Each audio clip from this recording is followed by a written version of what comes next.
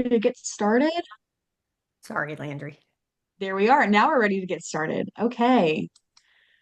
Well, good afternoon, everybody. Welcome to our virtual March Vmfa meeting. Um, yeah, I see lots of folks on here and some new people. This is awesome. Let me just pull up our VMFA notes. So if you are new, the Greater Triangle VMFA stands for Veterans, Military, and Families Alliance. We meet monthly to bring together service providers to discuss available resources within the Triangle area and beyond, and fill in gaps wherever needed. So today's theme of our meeting is social enrichment, and we have a wide variety of folks here to share their resources. It should be a very fun meeting. We have Jason Leach with Operation Motorsport, Mike Merzke with Raleigh Veteran Connect, Amy Arnold with Camp Corral, and we're going to have Kelli Willoughby with the USO. She's here. Oh, yes, awesome. So before we get started, we always go around and do introductions. Just please share your name, your military connection, and I don't think we have a poll question, but just share which organization you're representing today. Um, like I said, my name is Landry. I'm the marketing and outreach manager with the Joel Fund. My military connection is my husband, who is currently serving at Fort Bragg. And I'm going to pass it off to Mike. Yeah, how you doing? Mike Merzke. I am here representing Raleigh Veteran Connect, professional networking group in the Triangle area for veterans. I guess my military connection would be 25 years in the Army. Retired a little over 5 years ago. Do you want to popcorn it around and just choose who goes next? Sure. Let's go over to Beth. Hi, everybody. I'm Beth Bookout. I am from Veterans Bridge Home. I'm the network director for the Triangle. And I'm an Army veteran, and my husband just retired after 27 years in the Army. So it's good to see so many faces on here that are very familiar. So thanks for having me. I'm going to popcorn it over to Al, my new friend. Thank you, Beth. My name is Al Yuck. I'm the director for the Veterans Healing Farm in Mills River, North Carolina, which is just outside of Asheville. We're 10 minutes from the Asheville airport. And I am a Marine Corps veteran. And I will pass it over to Jason. Thanks, Al. So my name is Jason Leach. I'm the director of operations for an organization called Operation Motorsport. Don't let my name tag fool you there where it says Maryland normally. Our organization is actually international, both with in the United States and Canada. Our 501c3 is based out of Raleigh. I'm a 28-year Army veteran, and I'm going to popcorn it over to Brooke. Hello, everyone. Good to see you all. I'm Brooke Dickhart. I'm the executive director of the Joel Fund, and my military connection is my dad. So we do this work in honor of my dad, who was a Navy SEAL for 20 years. So good to see you all. I'm going to send it over to Amy.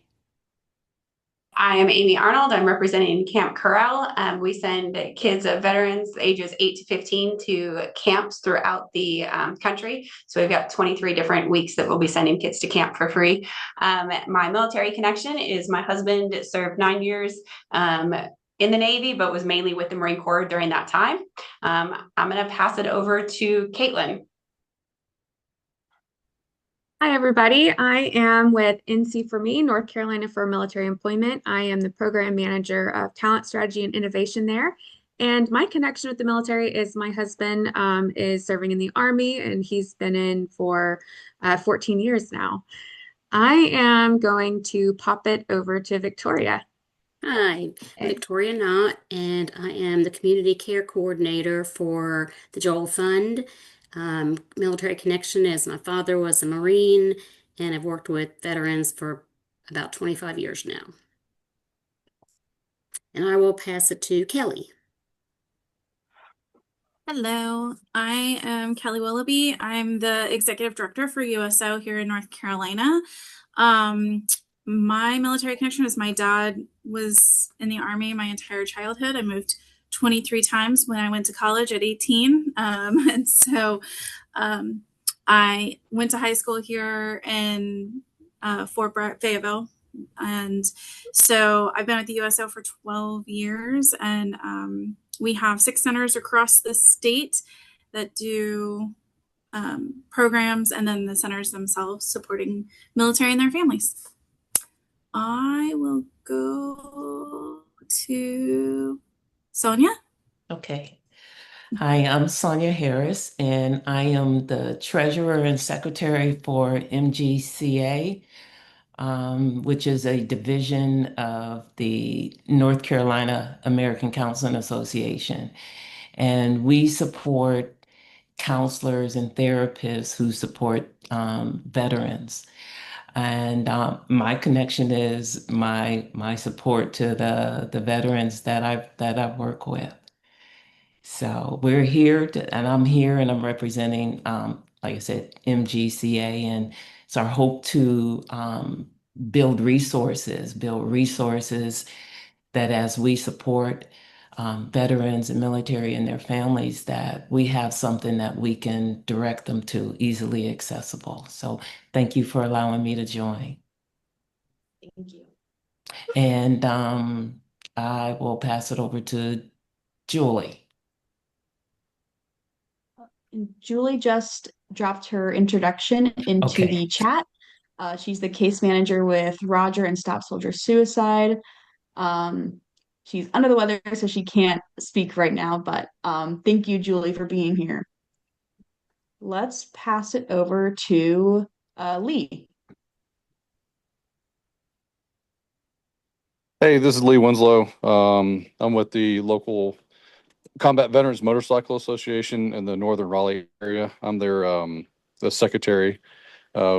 We use our love of riding motorcycles and our passion to help veterans to get veterans out and discuss things that are going on, and just really anything that circles their daily life, and try to help them out best we can. I served 14 years in the Army and served 3 tours overseas. Awesome. Thank you. Do you want to pick somebody, Lee? Nah, sorry, I'm on my phone, so I can't see who else Okay. on there. Sorry. All right, let's see. What about the Guardians Haven Project? Aaron. Hi, I'm Erin Chisholm. I'm also on my phone, so everything looks a little bit different.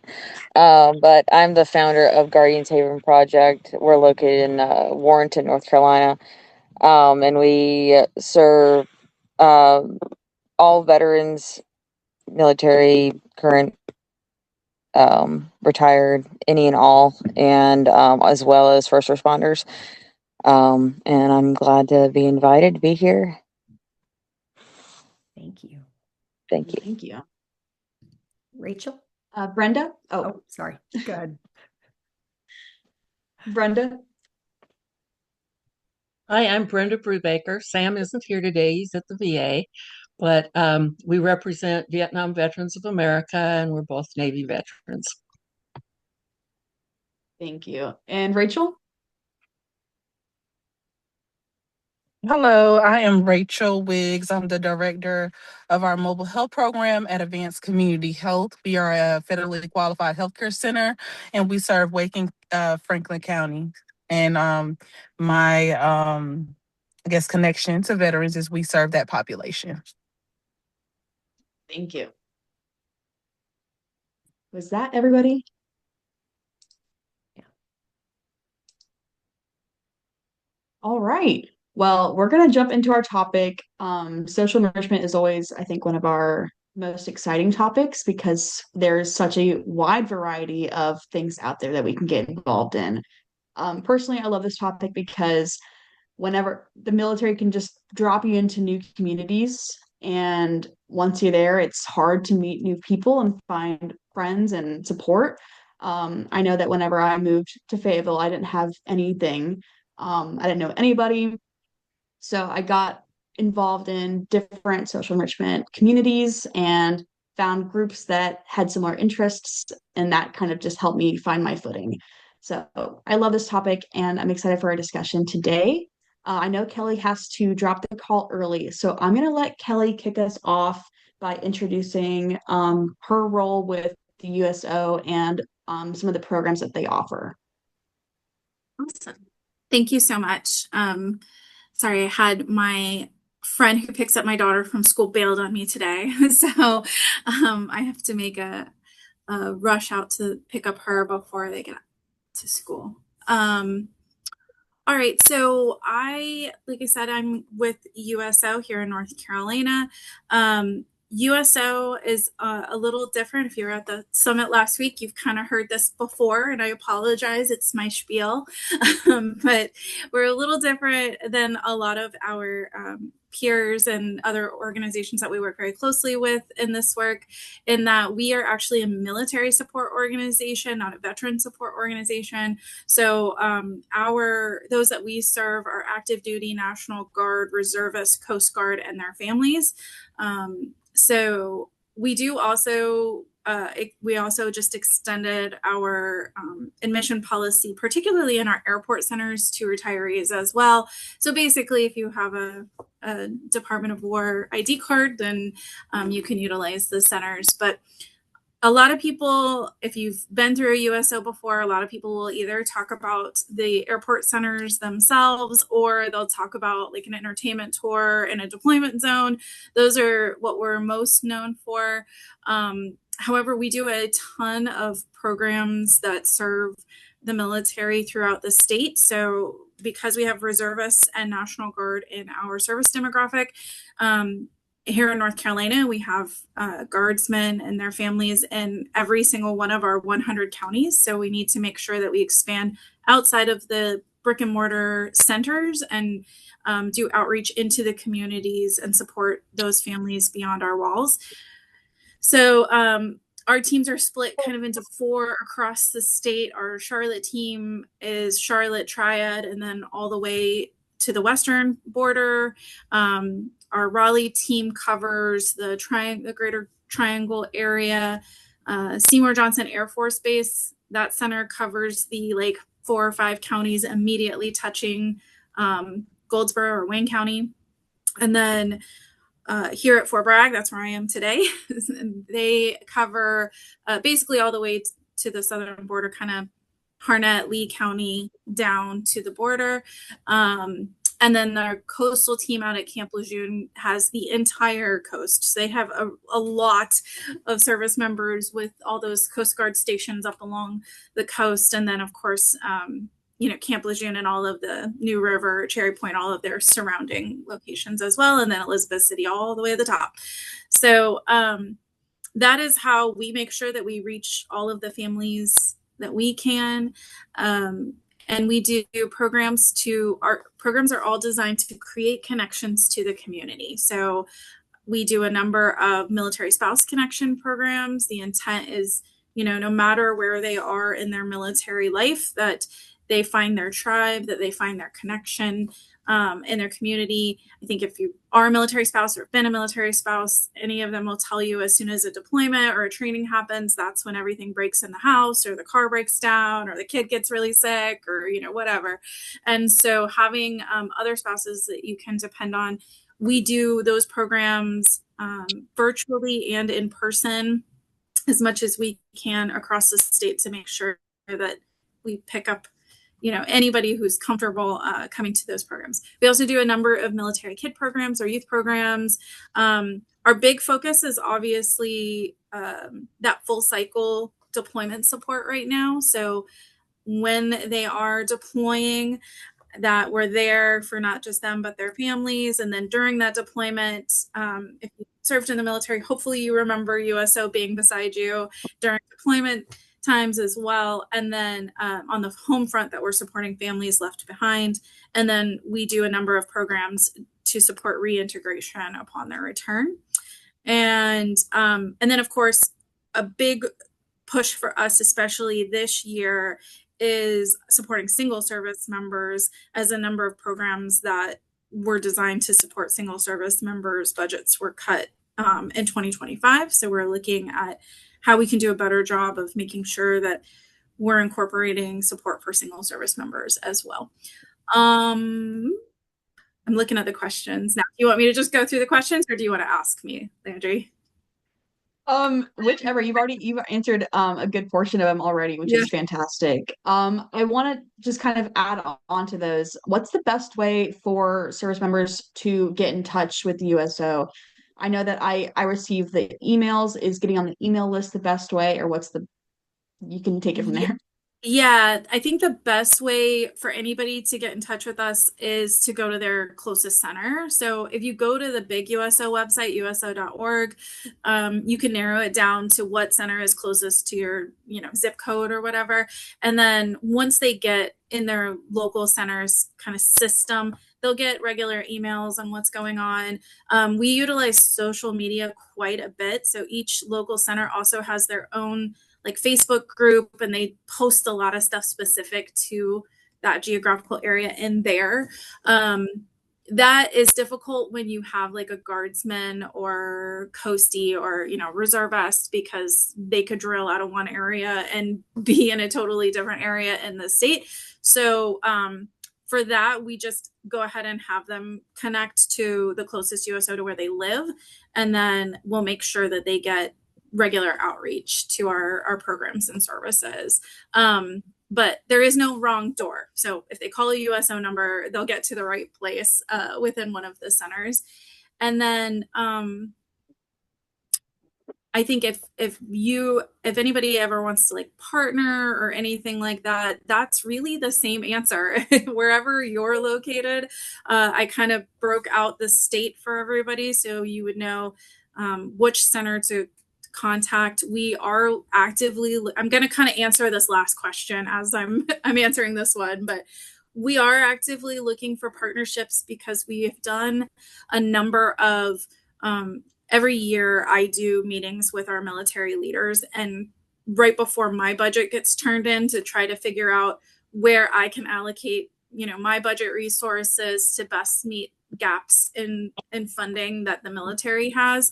And 2025 was challenging because I got a number of, budget cuts that happened in early 2025, whether it was DOGE or just, national attrition type budget cuts. And it was quite a bit of ask, particularly for the National Guard and reserves. The National Guard, 85% of their family programming was cut in 2025, and that carries over. So the chaplains, the strong bonds money and all of that was cut. And so we're trying to find ways to leverage partnerships with other nonprofits and the state and, wherever we can to fill those gaps as best we can. And, I can't do it alone. I cannot cover every service member. The Marines, for instance, they're going from contracted deployment readiness coordinators to uniformed deployment readiness coordinators, and those are not, or I guess URCs. But those, if you served, a lot of people will tell you those URCs have other jobs to do. So, the programs designed to support families during deployments are going to be less and less as the resources, dry up more and more. So it's just a lot going into this year. And I think, we got to stand together and figure out a way to partner to fill those gaps as best we can. And I certainly cannot do it alone. So if you're interested in partnering together, I will say, I keep saying this to everybody I meet, but Seymour Johnson, Fort Bragg, and Camp Lejeune, all our centers all have large meeting spaces in them. So if you have a program and just need a space to deliver it to service members and their families, there can't be a cost associated with it for it to be in the USO. But otherwise, if you have something that you want to bring to service members and their families and just need the space, please utilize my centers, because the more we can partner on that kind of stuff and give a more variety of, services to these families, the more comprehensive their care is in the long term. So I would be your POC for any partnerships if you are interested. Awesome. And after our VMFA meetings, I always send out a follow-up email with everybody's contact information. So if anybody here does want to reach out to Kelli, you'll have her email in that. Any questions for me? I'm going to stick on for just a couple more minutes. I got to go about 1:30, but I will be here if anybody has anything for me. All right. Thank you, Kelli. I see Susan's here too. I'm on Susan's email distribution list, and I love hearing about all of the free ticket opportunities and the virtual bingos. I'm a big fan. I use them all the time. All right, so let's throw it over to Jason to hear about Operation Motorsport.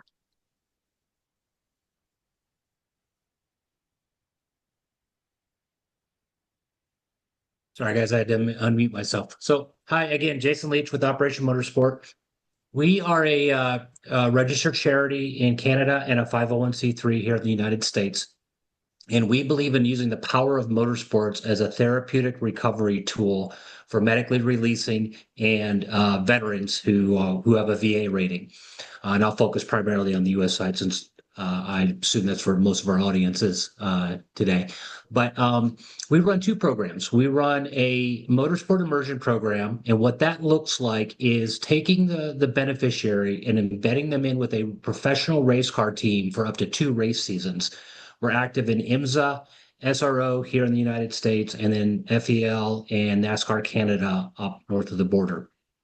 When we talk about embedding somebody in with a race car team, they become part of the crew. They wear the same uniform, they live with the team, they eat with the team. They become a central member of that team throughout for up to 2 race seasons across the entire calendar.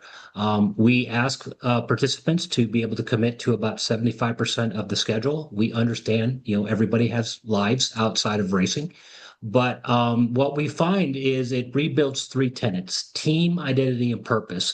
And for any veteran on the call today, we've all struggled with that as we've been leaving the military, or our spouses have had to struggle with us as we've left the military.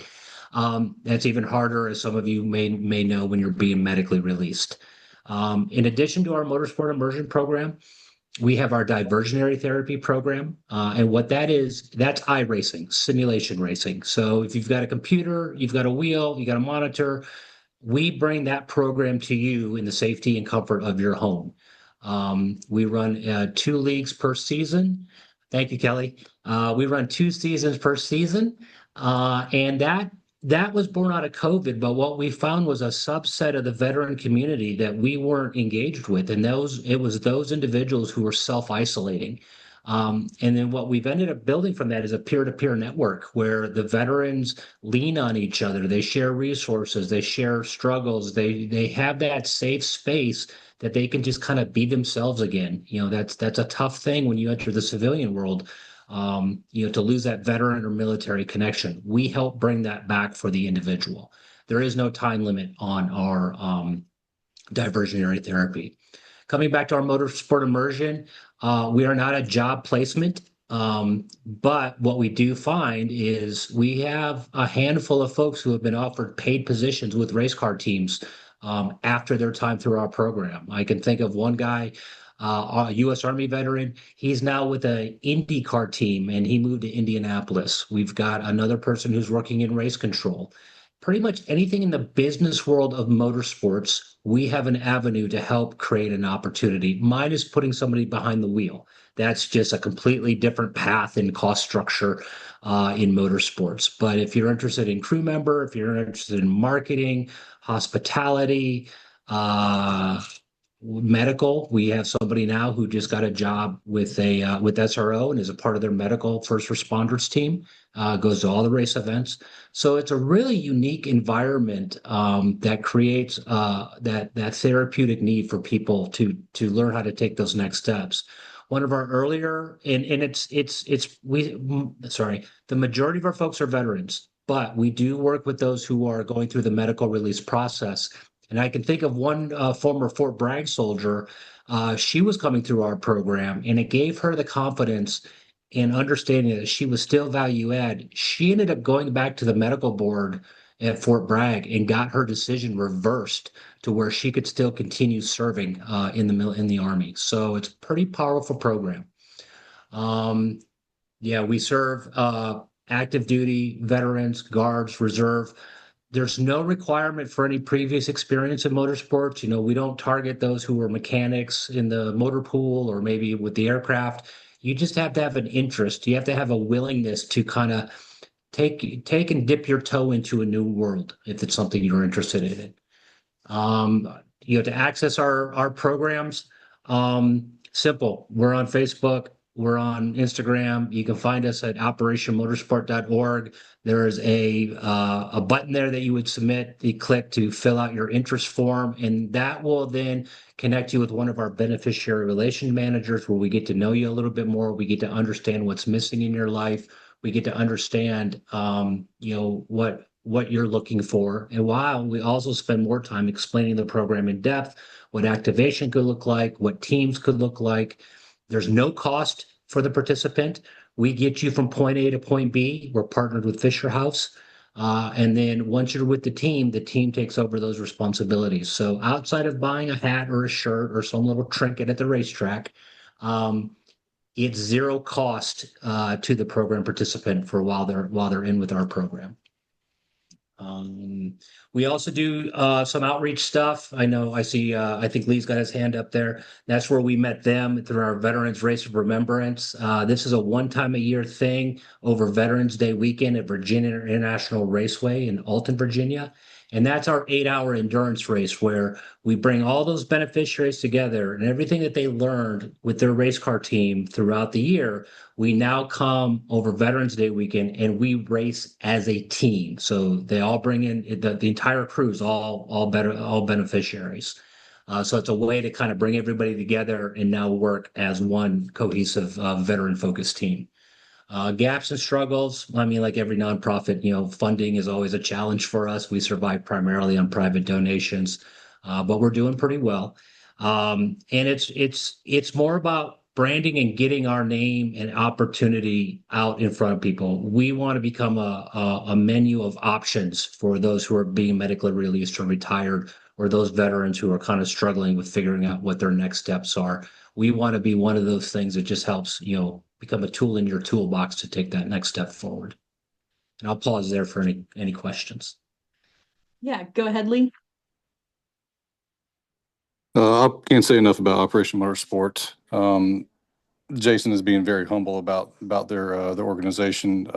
Just real quickly, I just wanted to mention that they're lifesavers. Literally, I've had at least 3 different veterans come up to me who participated, beneficiaries that participated in their programs, hugging me, crying, and telling me how much they appreciate Operation Motorsport and that they wouldn't be here if it wasn't for them. So kudos to that entire team for all that they do. They literally put their life out there for our veterans. So thank you for all that.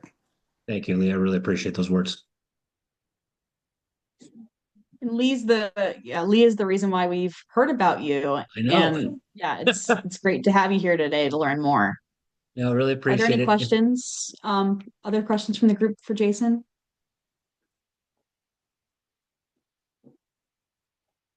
Awesome. Well, thank you, Jason, for sharing. Of course. Let's throw it over to Amy with Camp Corral.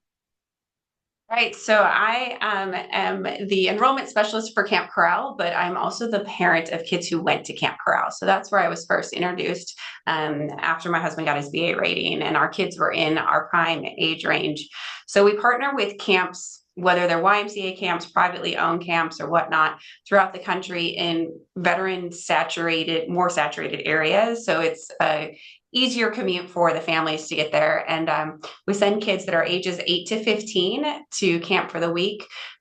We do ask for like a $30 deposit that can be refunded if it's a financial burden for the families, and just an opportunity for the kids to be kids.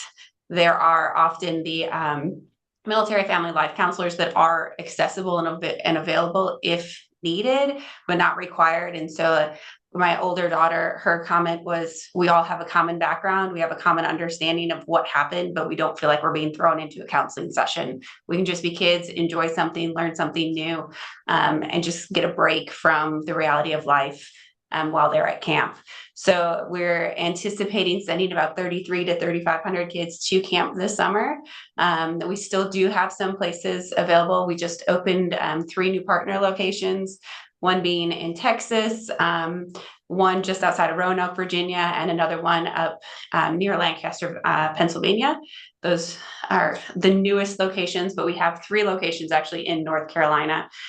We also serve kids who, or we let them go to family camp as well. So the veteran and their entire family can go, so that they can get some time. One of our camps is actually ADA accessible in South Carolina, which has been a huge benefit for those struggling with physical issues with getting around and traversing camp facilities. They can often be a burden. And then we also have a leadership program. So some of our camps have locations that take the 16 and 17-year-olds and they run them through a leadership program throughout the year, as well as they learn to serve as junior counselors and grab some of that experience, and they can actually work in the camp following that. So we're always looking for new locations and places to partner with, because there are so many kids just veterans, especially right now. And our population doesn't have to be like combat injured like some other organizations. It's if there is a VA rating, or if there is a reason there should be a VA rating, even if it hasn't been sought after by the veteran, we understand that impact can be felt by the children and the family cohesively. So it gives a little bit of time for respite for the families, as well as time for the kids to just be kids and enjoy life. So. Awesome. Thank you. And I know in our coffee connection, you shared that applications were open for the camp. How long do they have to submit applications for? We will submit applications until all the beds are filled. So we've primarily focused on kids of veterans. If we have space available 60 days prior, sometimes we'll open it up to our active duty reservist kids, or National Guard children, understanding that they can also benefit from it. But yes, we have about 2,900 of the beds filled right now, but we do still have space throughout the country. So. Awesome. Okay, and I'll include that application link in the follow-up notes as well. Are there any questions so far for Amy? I have one, Landry. This is Beth. This is also for Gold Star kids, isn't that right? Okay. Is that the primary, and then is there a kind of a level of acceptance? It's a first come, first serve for children of it's injured, ill, or fallen veteran families. So they would be in our priority status. And then the active duty families, they're on standby for if there's still space available. But it doesn't have to necessarily be Gold Star in the sense of during combat or killed in action or wild active duty. Even if they were impacted following their service, that's still a way for a child to be eligible and be verified to go. Good question, Beth. Okay, thank you, Amy. And last but not least, let's have Mike share. Best for last, right? That's how it goes. Yeah, so like I said, my name is Mike Merzke, 25-year veteran of the U.S. Army. My day job, I work as the Director of Strategic Partnerships for Ex Vita, but I am here representing Raleigh Veteran Connect, where I am on the leadership team and one of the members of the board of directors. So Raleigh Veteran Connect is a professional networking group for veterans. We've been around for roughly 4 years. We're not always a nonprofit. We just recently became a nonprofit a few years ago. But our founder, Pete Marston, Army veteran, kind of looked around and, realized that, there was all these other organizations that, whether they, took vets hunting, fishing, or other things. There was all these other kind of groups around, but as he looked around for trying to find like-minded people that were professionally focused at, leveling up their career, trying to, figure out what's next professionally, he couldn't find any. There was other you know, national or online groups, but as far as having a real physical local connection, it just wasn't there. So, I think he did what we veterans do, what people in the military do is, well, okay, well, let's execute, let's start it. So he started Raleigh Veteran Connect.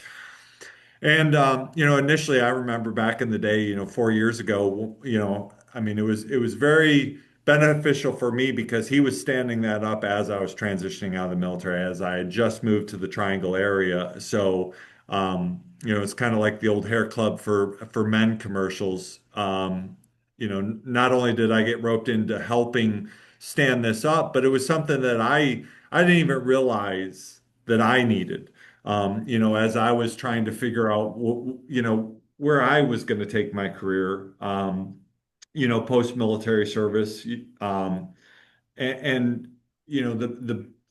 and so we've hence grown.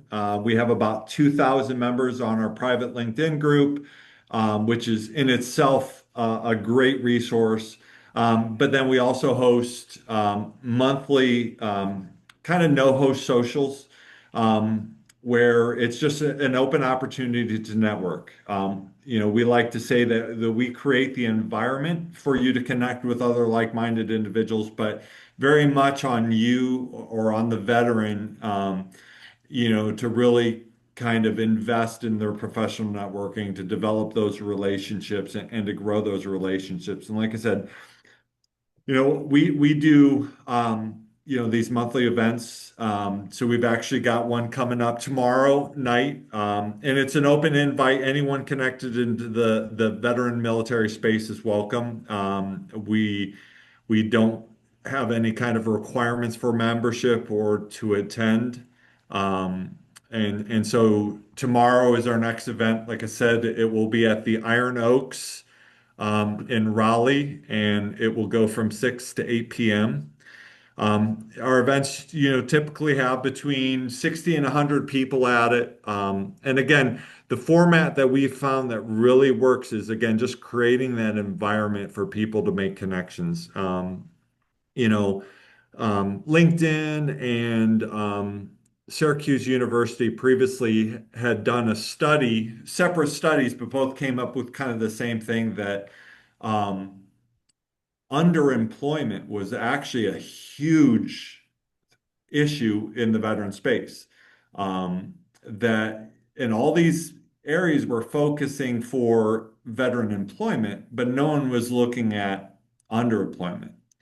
Um, and although not the catalyst for starting Raleigh Veteran Connect, but that was one of the things that kind of highlighted in our own kind of journey of growing Raleigh Veteran Connect, that was part of the things that us as veterans, you just don't know what you don't know. So there's all these questions that you have. I mean, even my own transition story, it was almost overwhelming, as I walked out into, become a real boy. And it was like, wow, you mean I could be anything? And so having a professional network, somewhere where I could reach into and, get questions on, hey, what is it like to, everyone throws around, you need to be a project manager, get your project manager, get your PMP.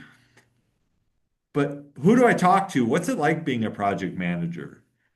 And what's it like working for SAS, for NetApp, for Red Hat? What is it, what are all those questions? How do I fill that gap? And that was one of the things. If you look at any, professional, C-suite, executive, anyone, the reliance that they have on their professional network, hands down, it supersedes anything else. The trust that they have in their professional network.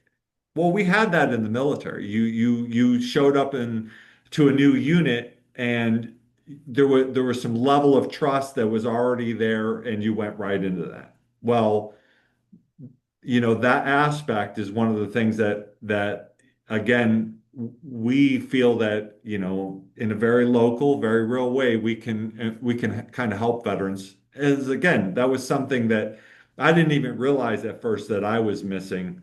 And so I was able to plug into and help build, that network of people to where I could reach out and say, hey, I'm looking at this industry. I'm looking at this, um, organization, or hey, do you know anyone?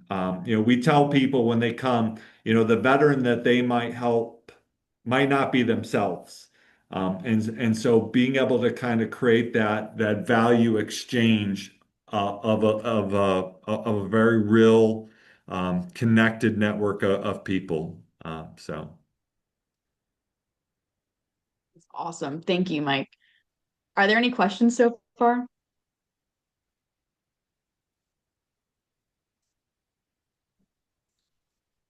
No. Okay. Well, I want to kind of open it up to the full group for my last question. Panelists, please feel free to comment on this. But what are some of the current gaps and struggles that we're seeing right now when it comes to social enrichment? I know it's a big question.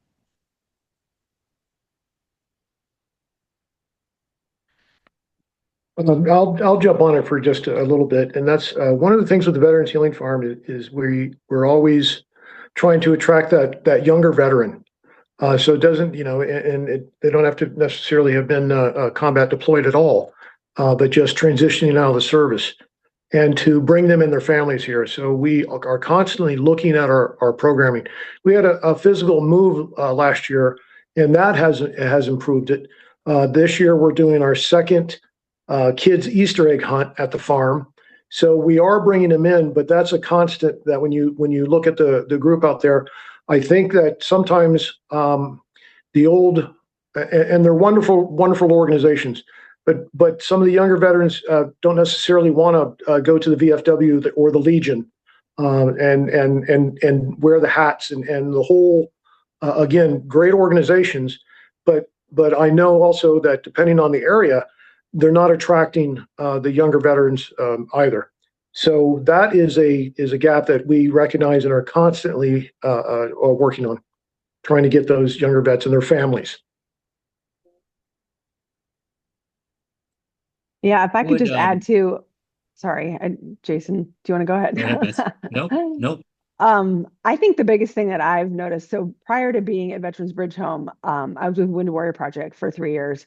And one of the things that we saw all the time, and I was in the physical health and wellness section, is veterans need to know they can trust you before they'll let you in, right? So I think that's a big thing is, they want to bring their friends. We want them to create a community. You can't just be like, hey, I have this cool thing, come.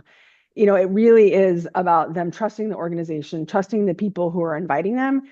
And then once they trust you, they'll come. And so it's just kind of a unique group, we are. And I think being a safe place for them really is important. So that's just something that I've noticed in my time. Great comment. Thank you. I think Beth and I are thinking a little bit the same way, because I was going to say something probably a little bit similar. What we see on our side is that it's that leap of faith, right? A little bit of that trust, a little bit of the understanding that organization, our organization, is there to help, right? We are part of that journey, but each individual's journey is unique to them. We take time to get to know the individuals, at all of our events. And it can be kind of scary. When you first step off into a race team, it's being that private back into your new unit all over again. Nobody knows who you are. We advise them, hey, go in with an open mind, go in with, the willingness to ask questions, keep your ears open, be a positive member of the team. But at the same time, we have people like myself, Tiffany Lauder, our executive director, some of our event coordinators who are veterans. We have them on the ground to help build that trust and give them that safety net that if things aren't working very well or if things aren't going the way they thought they would, they've got a friend already. They've got somebody there to kind of help look for their best interests. And then what we see, typically people come in on a Wednesday for the race. They're for load-in and everything. And it's a mini deployment. When you look at these racetracks, there's nothing there on Tuesday. So on Wednesday, everybody is coming in. It's like the C-141s and the C-130s are landing to set up the forward operating base. And then everybody gets together, does their mission, and then they all break it down on Saturday or Sunday. But to watch the change of the individual from Wednesday until Saturday or Sunday, it is amazing. And then they start to realize there are organizations out there that are willing to help. There are organizations out there that are willing to listen to the individual and understand that their journey is their own journey, but they're there to help. And I'd say that trust, and Beth, I think you were speaking to, is unfortunately there's a lot of VSOs out there, and let me retract that a little bit. I don't want that to sound too negative. There are a lot of VSOs out there, but somebody's experience with one VSO can sometimes taint what they expect with other VSOs, and that can be very difficult to overcome. So that's why I think it's so important that any of the volunteers, any of the staff members of any veteran-focused organization, they understand why they're there, and they understand that they're there to help. And Mike, I completely agree with what you're saying in the sense of, I retired 5 years ago.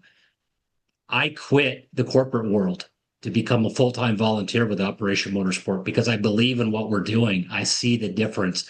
I gave up a very lucrative job in the IT world, and it's because this matters, and saving lives matters, and giving somebody that next step to understand that they are valued to their family, then their friends. There is a new team and a new network out there for them. We just help open up the door and then help them in their own journey. So yeah, be in it for the right reasons, but build that trust with the veteran community or the military community as they're leaving. I think, Jason, you bring up a good point. And I understand, as far as a veteran's experience with one does absolutely impact the others. And I think, as far as the question of what gaps are out there with it from a social enrichment, and I think this is kind of bleeds into some other different areas within the veteran space, but some of that is, and this was, I would say that this call exactly fills some of that gap because it's the collaboration that goes on. And I got it. Like we all want our organizations to be successful. Jason, like you brought up earlier, funding's always a thing. So and I've seen it a million times. And this isn't just a veteran nonprofit issue. The nonprofit space, unfortunately, is one of those areas where competition, based off of funding, resources, and even, having an audience and who they're serving. We sometimes get a little bit too much territorial, like my veteran.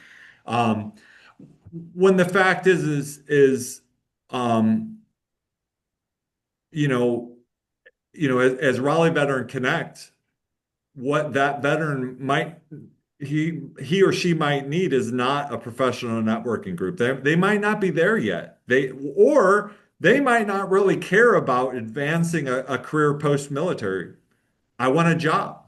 I actually was in a meeting, and I'll leave the employer's name off, but they this person actually was like, well, I don't even know if veterans would really like to work at our company because they're kind of entry-level positions and due to the kind of industry they were in. But I was like, well, hold on. One, there's veterans out there that absolutely, one, because that's an interest of the industry that, hell, they probably enjoy the employee discount at that company. But then more importantly, too, is that veteran might just be looking for a job and he just wants to pay his bills. He doesn't want to have to climb some corporate ladder. That's not high on his priority list. But they might absolutely, on a different aspect of social enrichment, be looking for some kind of team connection, some camaraderie based around some kind of a joint thing, whether that's racing, whether that's um, the stuff Al's got going on at the Veteran Healing Farm. I mean, just there's all those things. But if we, to kind of wrap my point up, if we one think that we can be everything to everyone, we're failing more people than we're helping. And two, if we think that that our magic solution, our red pill or whatever we want to call it, is the cure, we're probably lying to ourselves and everyone else. So again, I've been a longtime supporter of VFMA, especially for this reason, because this is local. This is our veterans. This is our home. This is how we all come together and do that. And I'm a big proponent. If as I meet people, I'm always sending people to different organizations, just because that's something that I personally tried to do, is match people with the resources that they need. I Thank wanted you, to Mike. jump in. Oh, I'm sorry. I wanted to jump in really quick and just say that when you're talking about getting veterans involved in this social gap, at NC for Me, we handle employment. And so we do events, and we do in-person events, and we try to get people to come. And I think around the board, I've noticed in a lot of other organizations and ours too, like it's hard to get them out there. But one thing we have tried to do is to build that connection point with them before the event. So we created these webinars called Prep and Connect. And they're literally slideshows that show like, this is what the space looks like. These are the exact employers that are going to be there. Here's some questions you can ask if you get stuck. Here's some expectation conversations you can have. Like, networking isn't about like coming in and just getting a job, or it's transactional, that those types of things. But we try to do as much as we can to build a supportive environment before the event so they feel more comfortable coming out and having a good experience. That's awesome. Do you have a link or a flyer that you could share for that? We do have like RSVP links, and I've also done recordings of our Prep and Connect sessions. I did one this morning because we have an event in Jacksonville tomorrow, but I'm happy to share, a recording with anybody who's interested in looking at those. They're about 15 minutes. Thank you.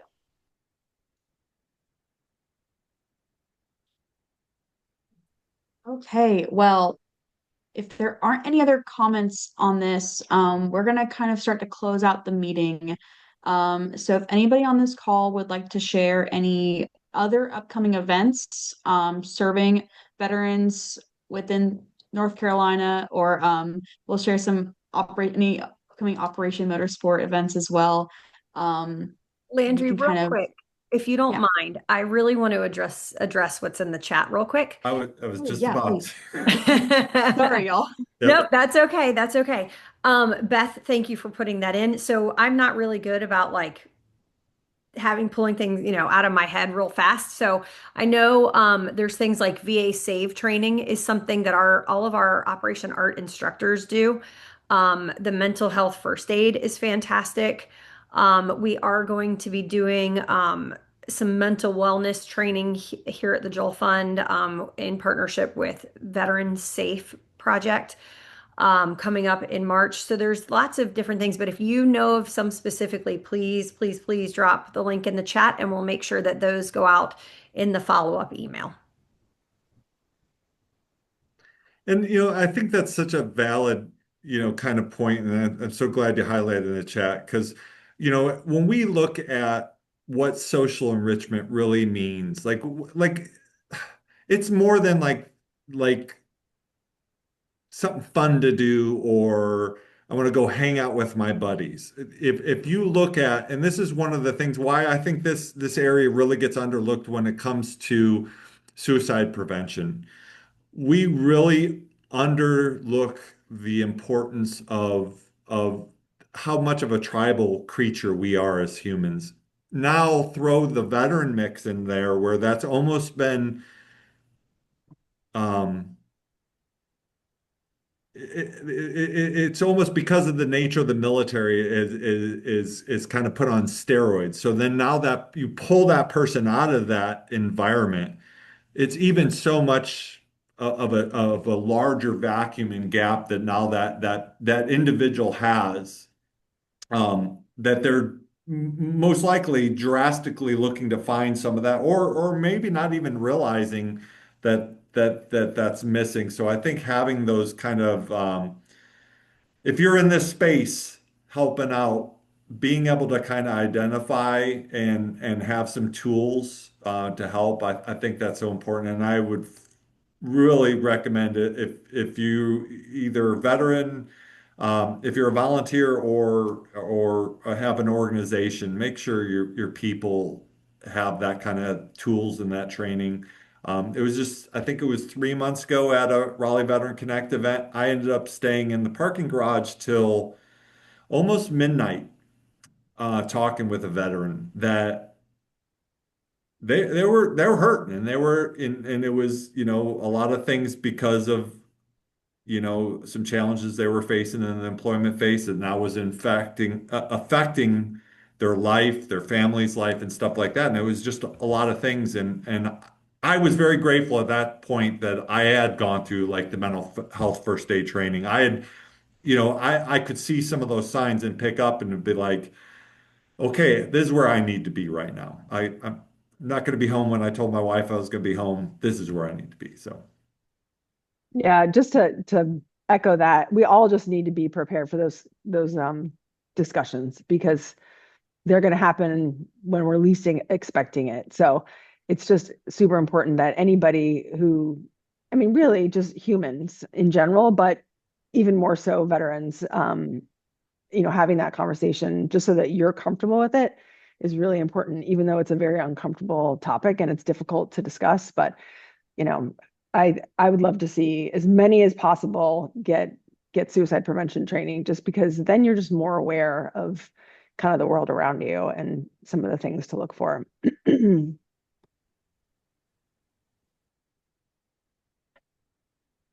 If I Just can, just a I'd really like to jump on for a second and say how at Guardian's Haven Project, that's like our main focus is not necessarily the training, but is to provide that place to boost the mental health and to show that support.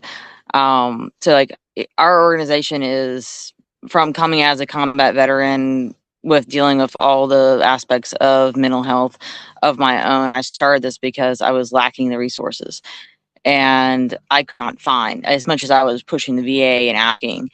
I just kept on being pushed off and not finding good enough resources of that community that was a support.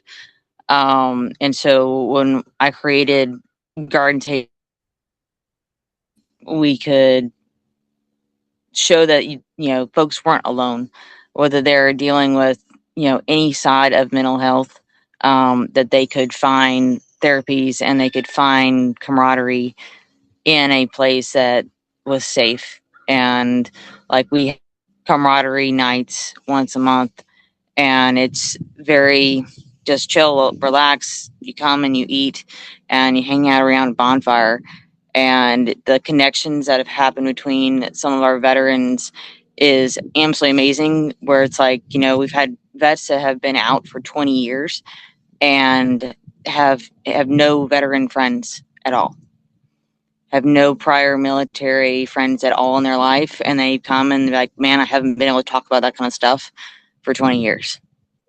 And being able to have that support, that's so important. I'll pass it back. That's great, Aaron. Thank you so much. Yeah, and Lee commented in the chat that he wants to learn more about what your organization does. I'm going to include is the best place to look on your Facebook page? It is, For events because and stuff? we're very small. We have yet to create an actual website, so our outlet at the moment. Okay, awesome. So I just dropped the link to your Facebook page in the chat, and I'll include that in our meeting notes as well. Thanks, Aaron. Fantastic. Thank you.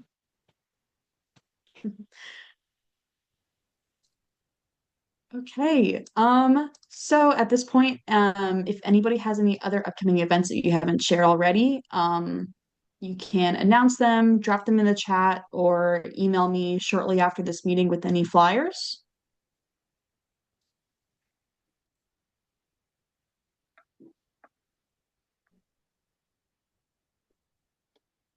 It's quiet. Well, I can just throw out a couple. Like Brooke said, we're hosting a military wellness workshop with the SAFE Project on March 21st. This is a free full day workshop in which Adam Swift with SAFE Project will take you through a full curriculum, providing the tools for resiliency and mental health. It's a fantastic curriculum. We're really looking forward to it. We have another recon happening on April 18th on education. We're going to have tons of resources available, and this will be at the Joel Center, so it'll be an exciting new environment. See, Lee just dropped the flyer for their lemonade run in the chat. Lee, do you want to talk about that a little? Yeah, sorry, wasn't meaning for that to be a plug either, but we're doing our first fundraising event that's actually centered around us, but we're actually involving all of the other veteran organizations in the area.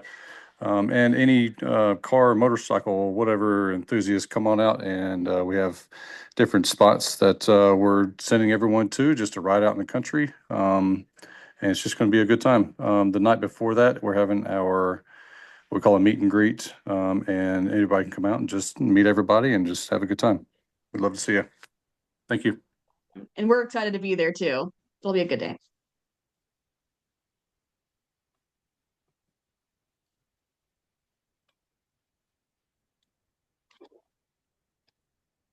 Jason, do you want to share more about that expo? Sure. So for any sim racers that are out there, Memorial Day weekend in Charlotte is the first time that the Sim Racing Expo is coming to the United States. And if you're a NASCAR fan, you already know that weekend is the Coca-Cola 600. We're going to have a booth on display. In addition, there'll be a lot of different sim racing companies out there, but through a partnership with the organizers, for those veterans or military members who want to come through and their families, email us at info@operationmotorsport.org, and we can help provide a code for discounted entry. Awesome. Other events, Wake County Veteran Services is hosting a stand down on June 6th. I'll include the contacts in our follow-up email if you want to get involved in that. And then on the topic of social enrichment and finding community, Operation Art still has a registration open for various workshops and classes for spring session 2. This is just a great way to learn new skills and meet other folks. So I encourage you to look into those. Does anybody else have anything they want to share? Alrighty, well, we'll wrap up. Our next Vmfa meeting will be on April 14th. The focus for that meeting is going to be employment. So I hope to see you all there, and I hope you have a great rest of your day. Thank you, Thanks, everyone. Everybody. Thank you, Thanks, everyone. everybody. Bye. Bye.